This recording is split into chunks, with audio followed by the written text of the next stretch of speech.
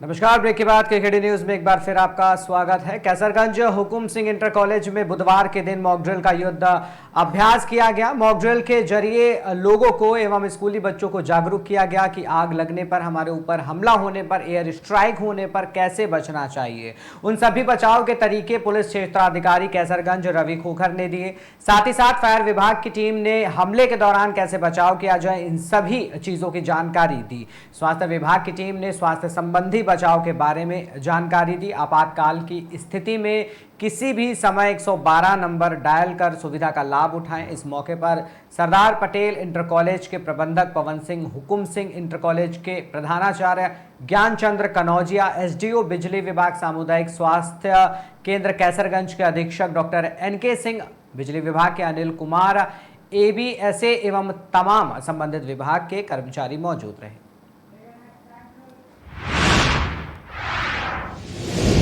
वहीं झांसी में अनुप्रिया पटेल राष्ट्रीय अध्यक्ष अपना दल केंद्रीय राज्य मंत्री भारत सरकार अपने कार्यकर्ताओं और पार्टी के पदाधिकारियों से किरण कालका प्रसाद राष्ट्रीय सचिव के आवास पर अपनी जिम्मेदार कार्यकर्ताओं से मुलाकात की और साथ ही पत्रकारों से बातचीत भी की।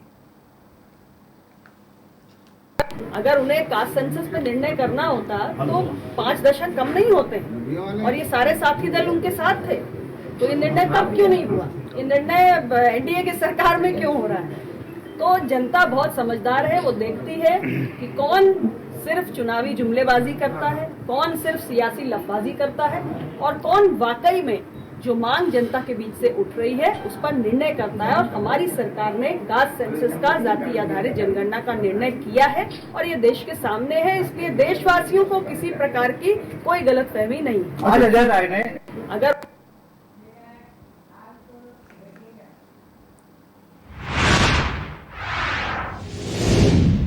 बड़ी खबर आ रही है, रुक करते हैं उसकी ओर। सिद्धार्थनगर से एक खबर है जहां पर इंडो नेपाल बॉर्डर पर एसएसबी अलर्ट है। हर आने जाने वालों की सघन चेकिंग अभियान जो है वो जारी है, लगातार उनकी चेकिंग की जा रही है।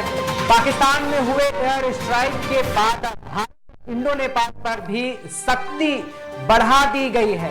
एयर स्ट्राइक के बाद यूपी में हाई अलर्ट है। भारत नेपाल सीमा पर आने जाने वाले लोगों को एसएसबी सघनता से चेकिंग कर रही है। उनके आधार कार्ड और आईडी कार्ड का भी जो चेकिंग है वो किया जा रहा है, उसके बाद ही उनको प्रवेश दिया जा रहा है। ककरहवा बॉर्डर पर एसएसबी ने फिलहाल जो सख्ती है वो बढ़ा दी है। तो एयर स्ट्राइक के बाद उत्तर प्रदेश भी हाई अलर्ट पर है और जो नेपाल बॉर्डर है, भारत नेपाल सीमा, आने जाने वालों की जो चेकिंग है एसएसबी सघनता से कर रही है। सिद्धार्थनगर में इंडो नेपाल बॉर्डर पर एसएसबी जो है वो अलर्ट दिखाई दी। हर आने जाने वालों की चेकिंग की जा रही थी, उनके आधार कार्ड जो हैं वो चेक किए जा रहे हैं और उसके बाद ही उन्हें भारत सीमा में प्रवेश दिया जा रहा है। तो पाकिस्तान में एयर स्ट्राइक के बाद फिलहाल पूरे देश के साथ उत्तर प्रदेश भी अब अलर्ट दिखाई दे रहा है। भारत नेपाल सीमा पर जो है वो लोगों की चेकिंग की जा रही है।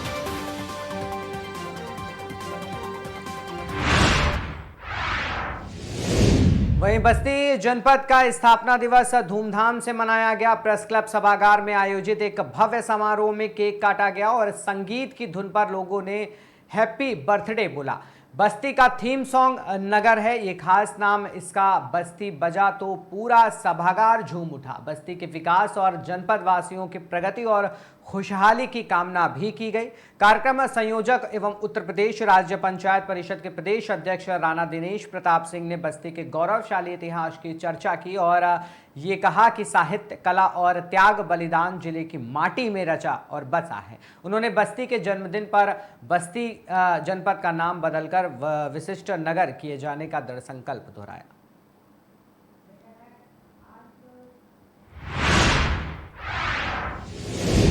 पाकिस्तान में आतंकी फैक्ट्री पर भारत की जबरदस्त कार्रवाई के बाद पूरे भारत में किसी भी युद्ध की आपदा से निपटने की तैयारी पूरी हो चुकी है। पूरे देश में मॉक ड्रिल कर तैयारी का जायजा और आम जनमानस को जागरूक किया जा रहा है। इसी कड़ी में उत्तर प्रदेश के हमीरपुर में भी पुलिस ने मॉक ड्रिल करते हुए किसी भी तरह की स्थिति से निपटने के लिए अपने इंतजामात को चेक किया और साथ ही युद्ध के हालात में आम नागरिकों को किस तरह से ऐसी विभीषिका को फेस करना है, इस पर उन्हें न सिर्फ जागरूक किया गया बल्कि ट्रेनिंग भी दी गई।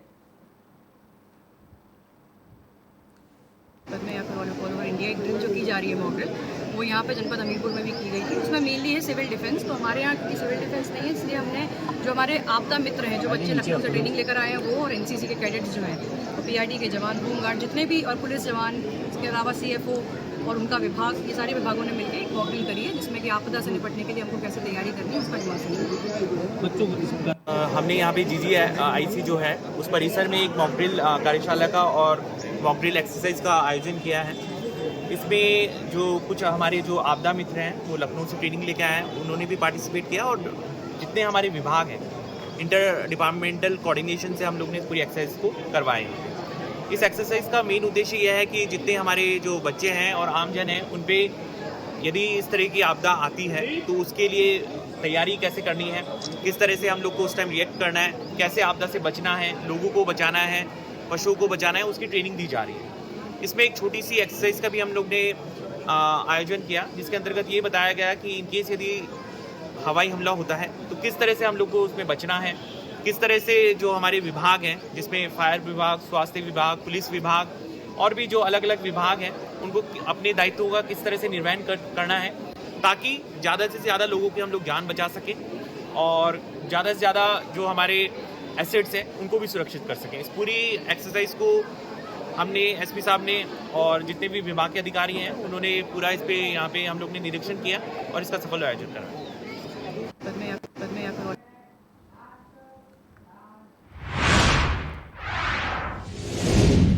करेंगे एक बड़ी खबर आ रही है। फर्रुखाबाद में दो बाइकों की आमने सामने भिड़ंत से दोनों बाइक सवारों की मौके पर ही मौत हो गई। बता दें, दोनों बाइक सवारों की आमने सामने जोरदार भिड़ंत हुई। दोनों घायलों को एम्बुलेंस से सीएससी भेजा गया। सीएससी के डॉक्टर ने दोनों घायलों को मृत घोषित किया। थाना नवाबगंज क्षेत्र के फर्रुखाबाद मार्ग बेग पुल के पास की ये पूरी घटना है। अभी क्या हादसा हुआ है?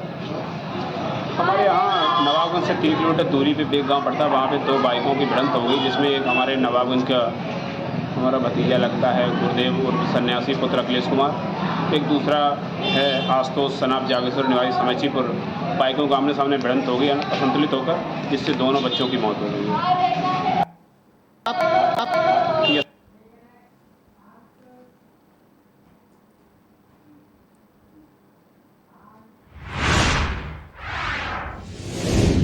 पाकिस्तान के हवाई हमला करने की आशंका को लेकर पूरा देश अलर्ट मोड पर है। पूरे देश में हवाई हमले से बचाव के लिए मॉक ड्रिल का रिहर्सल किया जा रहा है, जिससे चलते आज जनपद चित्रकूट के चित्रकूट इंटर कॉलेज में प्रशासन द्वारा मॉक ड्रिल का आयोजन किया गया, जिसमें जिला पुलिस, पूर्व सैनिक और अन्य पुलिस इकाइयों के द्वारा मिलकर मॉक ड्रिल किया गया है, जिसमें ये बताया गया कि अगर हवाई हमला होता है तो कैसे उन परिस्थितियों में बचाव किया जा सकता है। जिसमें मॉक ड्रिल कर रहे प्रतिभागियों को हमले के दौरान बचाव के टिप्स भी बताए गए। जो इस मॉक ड्रिल में स्कूली बच्चे और कई विभागों के लोग मौजूद रहे। ये भारत सरकार की ओर से आज पूरे देश में यदि किसी तरह का हवाई हमला होता है तो किस तरह से हम बचाव करेंगे, उसके लिए एक मॉक ड्रिल का निर्देश था। सिविल डिफेंस इस जनपद में नहीं है, फिर भी डीजीपी महोदय का निर्देश था कि जिला पुलिस, अन्य पुलिस के जो संगठन हैं उनके साथ, पूर्व सैनिकों के साथ, जिला प्रशासन, शिक्षा विभाग, अन्य जो नागरिकों के संगठन हैं उनके साथ मिल करके इस मॉक ड्रिल को करें। तो जनपद का सबसे बड़ा कॉलेज होने के नाते CIC के इस ग्राउंड को चुना गया था और आज CIC के NCC, स्काउट गाइड्स, सेना के कुछ रिटायर्ड हमारे अधिकारीगण, कर्मचारीगण, साथ ही साथ जिला police, fire service, home guards, स्वास्थ्य विभाग, शिक्षा विभाग, सब ने मिल करके इस बड़े मैदान पर किसी भी संभावित हवाई हमले पर किस तरह से हम बचाव करेंगे उसकी एक मॉक ड्रिल की। और आपने भी देखा होगा कि बड़े सधे तरीके से इन लोगों ने मॉक ड्रिल किया, जिससे कि बच्चों के माध्यम से गार्जियंस जो आए थे, तमाम स्कूलों के टीचर्स को डीआरएस ने इनवाइट किया था। हम पूरे ज़िले भर में इस जागरूकता को प्रसारित कर सकते हैं और लोगों को बता सकते हैं कि ऐसे समय में हम किस तरह से बचाव करें। ठीक।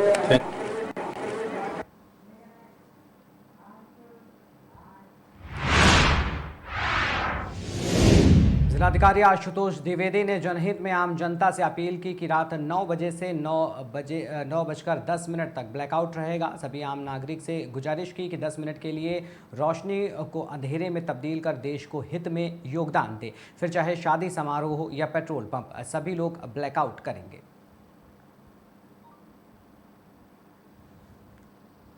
सर, फरीदाबाद में भी आज महामारी की तैयारी की जा रही है, क्या पूरी तैयारी है, किस तरीके से प्रशासन? भारत सरकार के गृह मंत्रालय के गाइडलाइन के तहत पूरे यूपी में आज मॉक ड्रिल हो रहे हैं, जिसमें नागरिक सुरक्षा की तैयारियों की प्रभावशीलता को बढ़ाने के लिए सबको एक कलेक्टिव मैसेज के साथ कनेक्ट करने के लिए मॉक ड्रिल हो रहा है। आप देखें होंगे स्कूलों में, कॉलेजों में, रेलवे स्टेशन पर, बस रोडवेज पर सब जगह हुए हैं।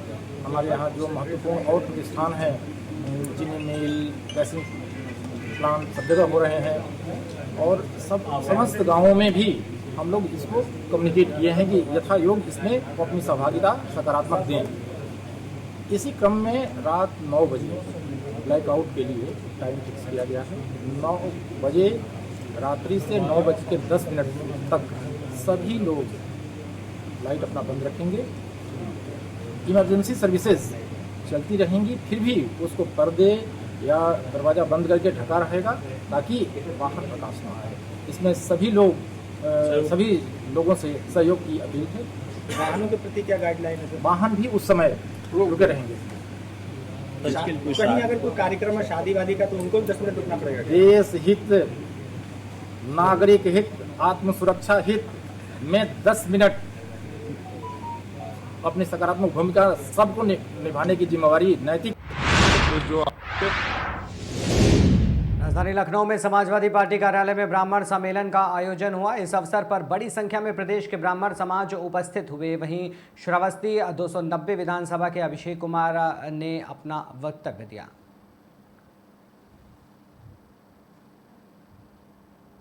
जो आज हमारे यहाँ सम्मेलन किया गया था, उसका मुख्य उद्देश्य जो आज इस सरकार में ब्राह्मणों की प्रताड़ना की जा रही है, उससे समाजवादी पार्टी किस तरह से निपटे, और जो प्रताड़ित परिवार है जिसका पीडीए में माननीय ने आज नाम भी लिया कि पंडित भी इसमें है, प्रताड़ित हो रहा है इस सरकार में, उसको कैसे न्याय दिलाया जाए, इसकी लड़ाई आज कैसे लड़नी है 2027 तक, जब तक ये सरकार है, बचाव के लिए उसकी रणनीति पर चर्चा बात करेंगे। तो कितने पदाधिकारी आज उपस्थित रहेंगे? देखिए, ऐसा है, ये एक संगठन का कार्यक्रम, कोई रजिस्टर्ड संगठन अपना रेलवे का मतलब ये अपना क्या नाम है समाजवादी पार्टी का नहीं था। जितने ब्राह्मण नेता हैं पूरे उत्तर प्रदेश के, वो सब आज एकत्रित थे और सबकी एक सुर में ये डिमांड थी कि इस प्रताड़ना के खिलाफ समाजवादी पार्टी जमीन पर उतर के लड़ाई। आज की बैठक के माध्यम से जितना ब्राह्मण समाज है और खासतौर से आम जनमानस है, उनको क्या संदेश देंगे? देखिए, सबसे बड़ी चीज़ ये है कि एक संदेश है कि प्रताड़ना समाज के खिलाफ या जो भी आज जिस तरह से यहाँ प्रताड़ना चल रही है हर वर्ग की, उसको रोकने के लिए एक ठोस रणनीति पे काम करते हुए सभी समाज और सभी लोगों को लेके साथ में चलने की बात हो रही है, जिसमें पिछड़ा भी है, दलित है, अल्पसंख्यक है, पंडित है, अगड़ा भी है, जो प्रताड़ित हो रहा है, सबको साथ में ले चलने की रणनीति बनाई गई। आगामी 2027 चुनाव भी आने वाले हैं सर, क्या गतिविधियाँ और क्या कहना चाहेंगे? देखिए, ऐसा है 2027 में तो जैसे हमारे आज राष्ट्रीय अध्यक्ष जी ने कहा, वो सीएम ये आउटगोइंग सीएम है और पूरी तैयारी समाजवादी पार्टी रहेगी। और आपके इस चैनल के माध्यम से आश्वस्त भी करना चाहूँगा कि 2027 में 200% समाजवादी सरकार बनाएगी और इस आतंकवादी सरकार से मुक्ति दिलाएगी। जैसे कि अभी कल ही भारत सरकार की तरफ से पाकिस्तान ने हमला जो किया तो उसके जवाब दिया गया है, पहले क्या? देखिए, ऐसा है कि जो देश और विदेश का मुद्दा है, उस पर हम अपने देश की राजनीति के साथ हैं, उस पर देश प्रथम है, उसमें जो हमारी सरकार के द्वारा, देश की सरकार द्वारा किया गया उसका समर्थन करते हैं और अपनी सेना को खुले दिल से शाबाशी देना चाहेंगे और धन्यवाद देना। अपना परिचय दे दीजिए। मैं अभिषेक कुमार मिश्रा, समाजवादी पार्टी लोहियावानी का पूर्व राष्ट्रीय सचिव रहा हूँ और श्रावस्ती से। जो आज हमारे